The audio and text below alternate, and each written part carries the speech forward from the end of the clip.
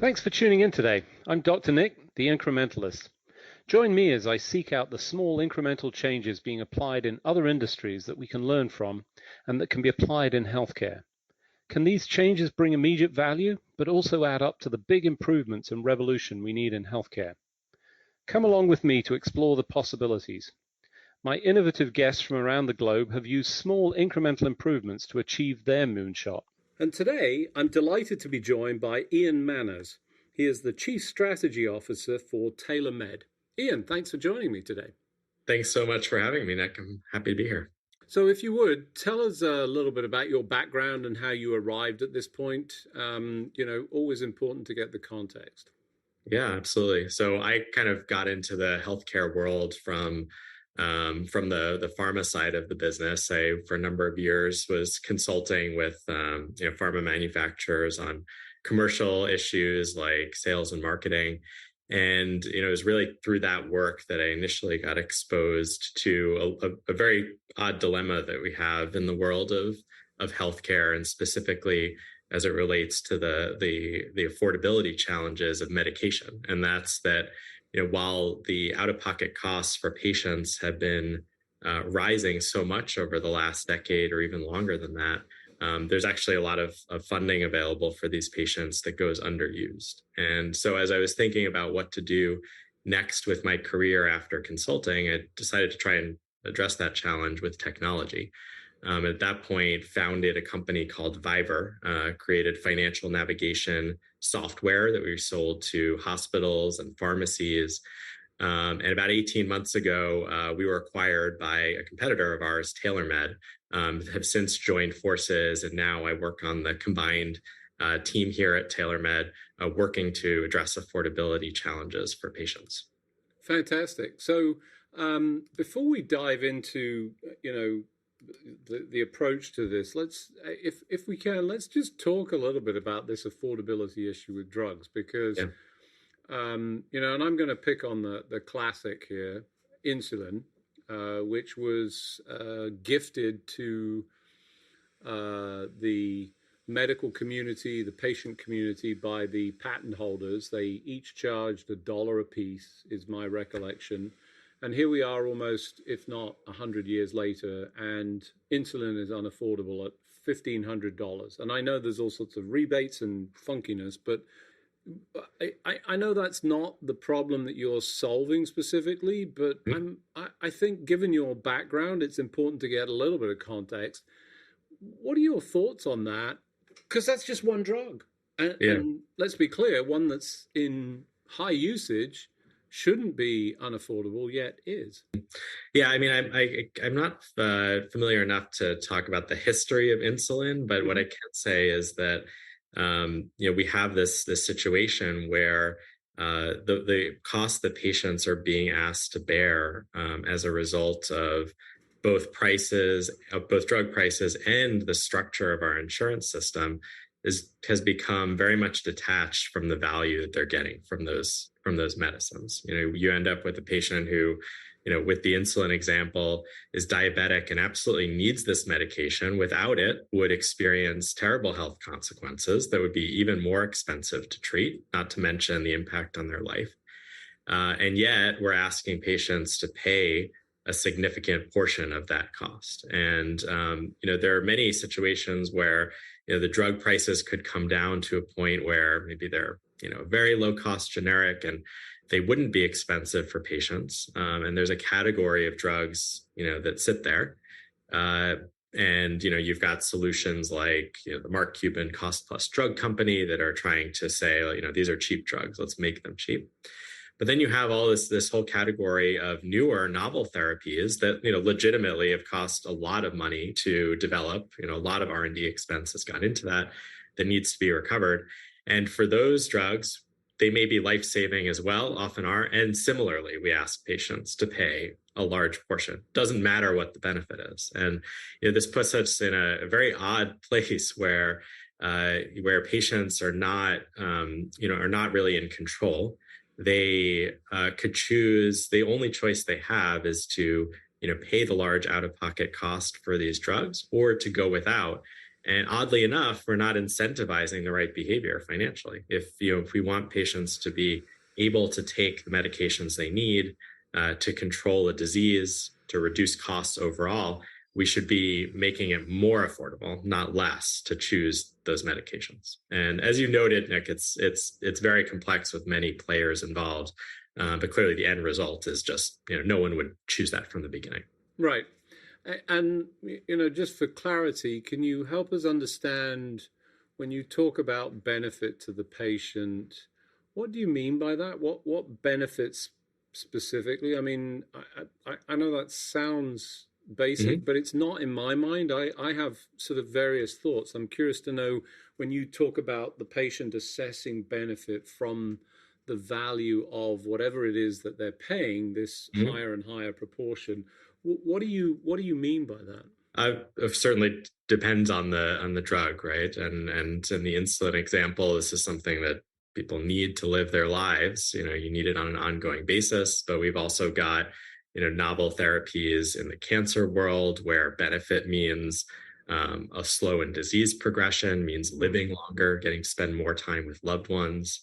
We've got other advances in areas like Alzheimer's, where if some of these new drugs fulfill their promises, we'll be able to see people live longer without experiencing dementia.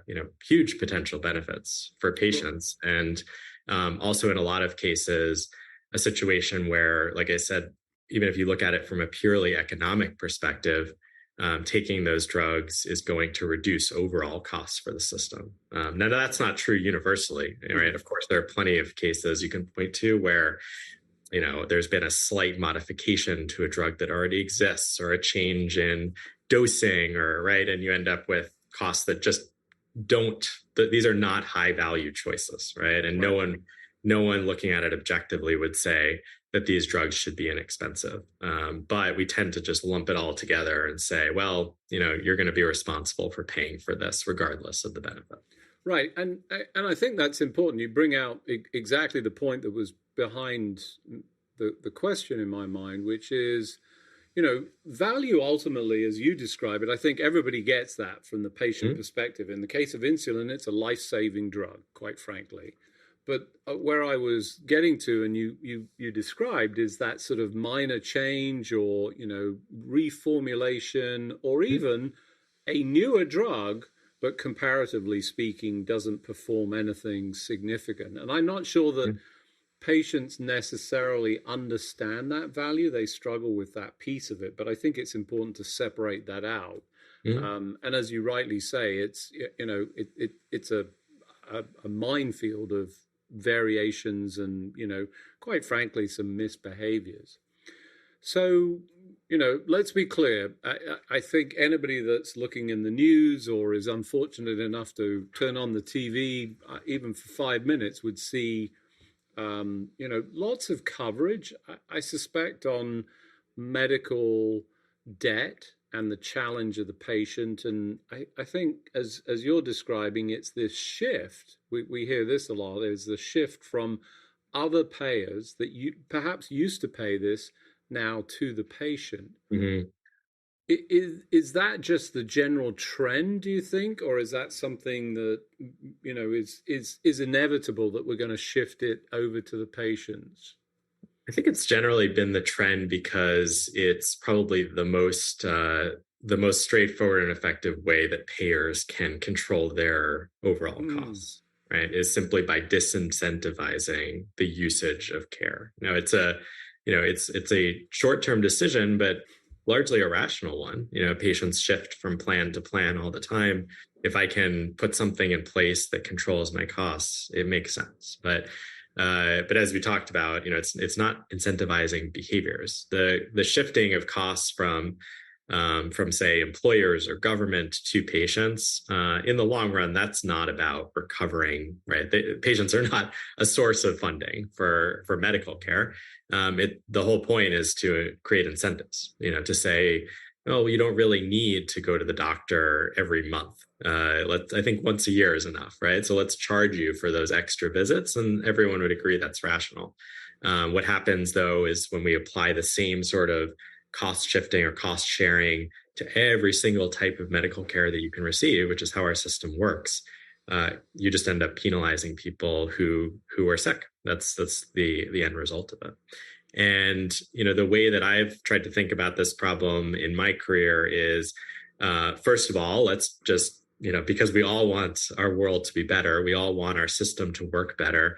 What would it look like in an ideal world? And that's probably something where we have value-based insurance designs. We can actually change the cost sharing depending on what patients need and would benefit from.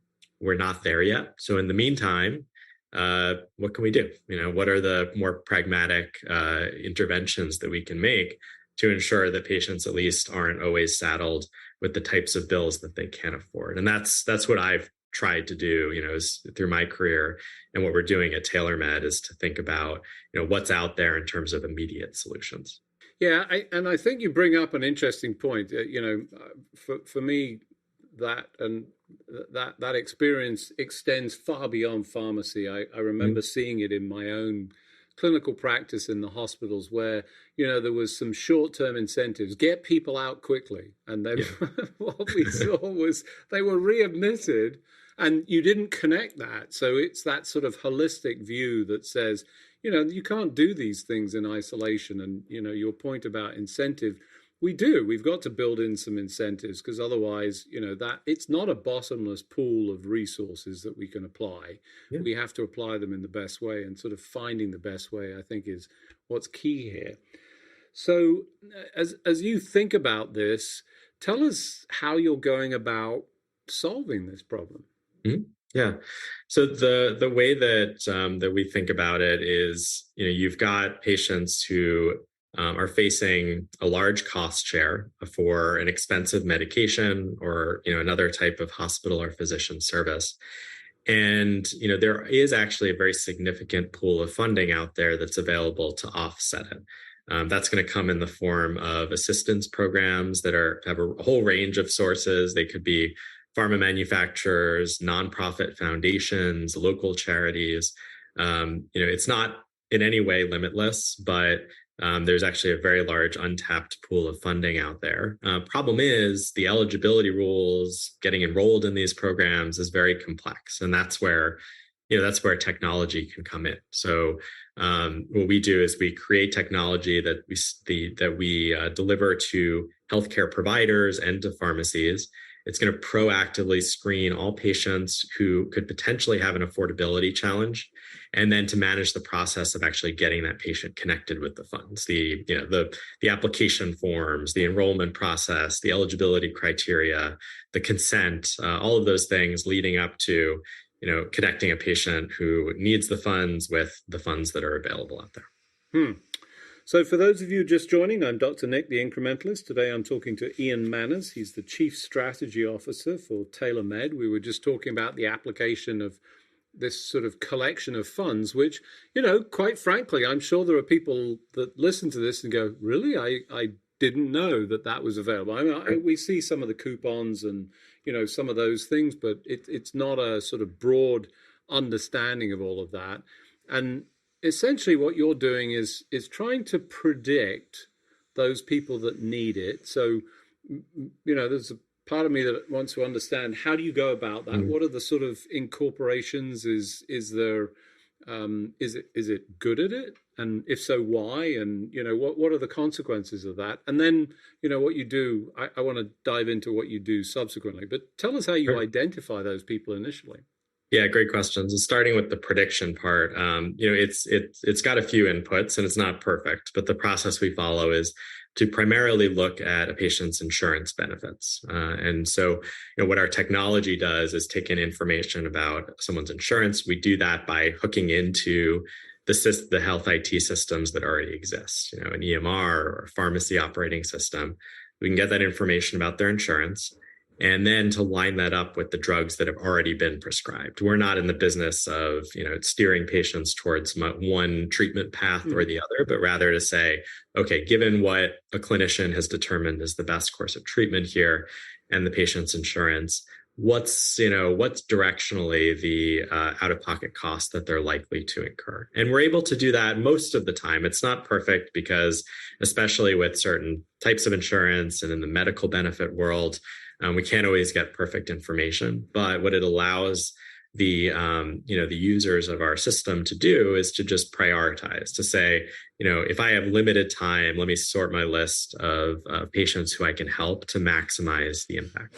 Because what we unfortunately find is that healthcare providers are really in the best possible situation to intervene here, right? They know everything about the patient. They're a trusted person, but very understaffed, especially in the hospital world. And so what they're often doing is just triaging and thinking, how can I prioritize my time best? That's what the technology can really help with.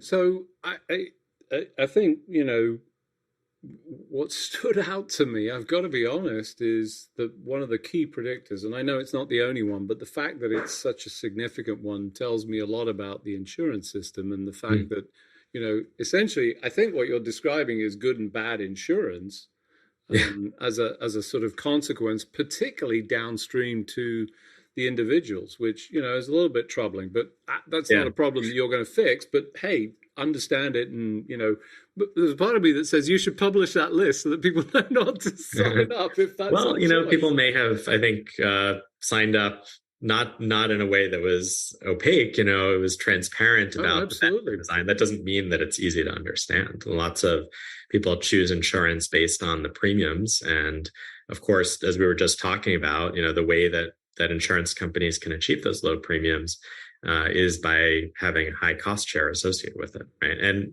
if you, especially when you're healthy, you certainly don't expect to be able to need that medical care.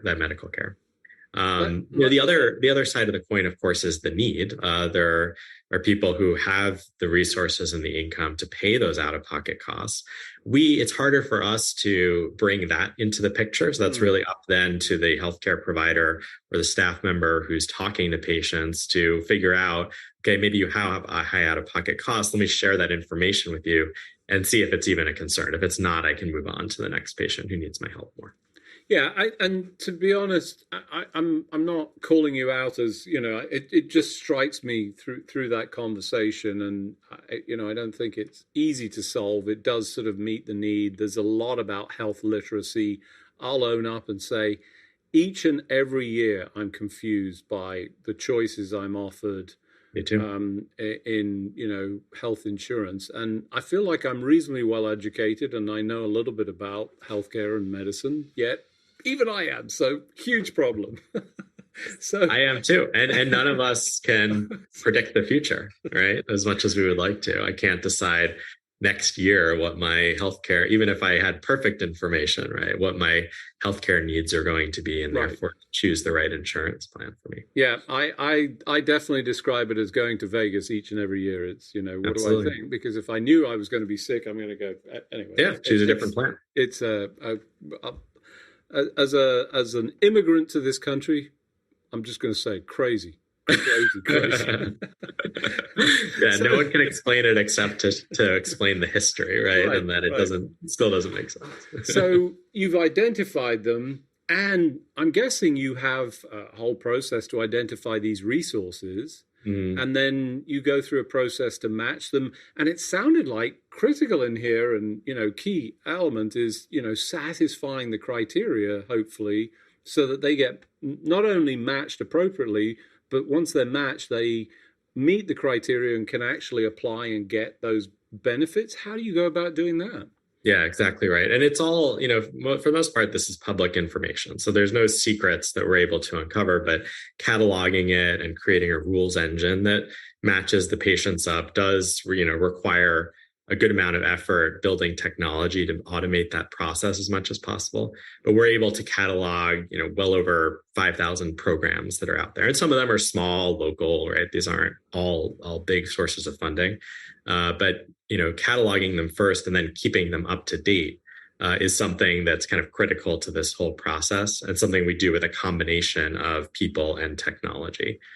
So that at the end of the day, you've got a patient who could potentially benefit all of these thousands of resources out there, and the software is able to match them up so that you don't need a person sitting there in front of Google asking, what's this patient eligible for? So, what's the process? I mean, you talk about all those resources publicly available and say, it's not a secret, but it is a secret for a lot of people because they don't know. So, how are you Right. going about that? There has to be some component of this that makes it special because, there's Mhm. clearly a need and you're meeting that need. Yeah, absolutely. And the sources of funding, we like to think that that's not, like I said, it's not a secret. So it's not something that, we think is the entire reason that anyone would use our technology. It's about the entire solution. But, when it comes to the programs themselves, we have to do things like track closely any new FDA approvals, or when medications go off patent protection and they're new generics. We have to look at any tips that we get from our customer base, our user base, about new local charities that have come up. And so it's just a constant process of doing our research internally and then looking for changes. And that's where technology really helps out, is to watch all of these sources of funding for any change, and then a human can review them before they're actually published in our database. And then the matching process that you do, what's Mhm. that and how does that get actual resources to the individual? Yeah, so the eligibility part is going to be based on things like someone's insurance type, as we talked about, the medications they're on, their diagnosis codes, all that goes into it. But that's just the tip of the iceberg. That just tells you, hey, this patient could benefit from a program. From there, there's typically an enrollment process that they have to go through. The forms are not, the common application. A lot of people, when I talk to them, compare this to the world of, I don't know, it could be either college applications or looking for financial aid. But sadly, there's no even common application for it. So instead, we have to catalog that, help as much as possible with technology to simplify it. And we're doing more and more of that. But at the end of the day, it does require a person to navigate the process. And so, when we're working with providers or pharmacies, they have staff members who will often help patients to get through this, but they don't have enough people. They can't get to everyone, and a lot of times, as a result of that, it ends up being a very reactive process. It's not their fault; they're just under resourced. And so, one of the things that we've also been thinking about lately is, can patients get more involved so that I'm just not just waiting for my provider or pharmacy to help. And I think by allowing people to choose, kind of meeting them where they are, that there is a chance for more patients to take control, to get more involved in the financial assistance process. So, you're meeting a specific need. It sounds predominantly around the pharmacy area. Mhm. In what time we have left, where do you see all of this going? Great question. I think in the short term, we're in a somewhat stalemate. We've got a lot of movement. Where the payers out there are trying to figure out what to do about these types of assistance programs, and we've got changes to the way that assistance programs are structured. But at the end of the day, it's the same band-aid solution as we were talking about earlier, right? It's still the fact that the design of the system is not optimal. The optimist in me would say that longer term, we are going to see more changes to the way that insurance is structured. We can become smarter about, this medication is life-saving, absolutely worth it, no copay, right? $0. But this one, not really a big benefit there. Let's make sure that there's a strong incentive to think about it before choosing that medication. And I'd like to think that, over the more 10-year plus horizon, that's more and more how these affordability challenges will be solved. Fantastic. So sounds exciting. I think, meeting a need, obviously not solving sort of core problems that we talked about at the beginning, but appreciate you talking about them and, diving into that a little bit. Obviously good news for folks to match them to the existing resource. This is available stuff, but people are not matched. It's Yeah. a mismatch problem, which is always, very disappointing. Unfortunately, as we do each and every week, we've run out of time. So it just remains for me to thank you for joining us. Ian, thanks for joining us. Thanks so much, Nick. Really enjoyed the discussion. Thanks for joining me today. Do you have any better ideas, or have you found a small incremental change that's brought about a big improvement in your world? Let's continue the conversation on our hashtag, the Incrementalist, or share with me at Dr. Nick1 on Twitter. You can find more information about the show on our program page at healthcarenowradio.com. And tune in next time to hear my discussions with leaders and innovators from around the globe who've revolutionized their space by using small incremental improvements to achieve their moonshot. I'm Dr. Nick, the Incrementalist, and I'm starting a revolution through evolution.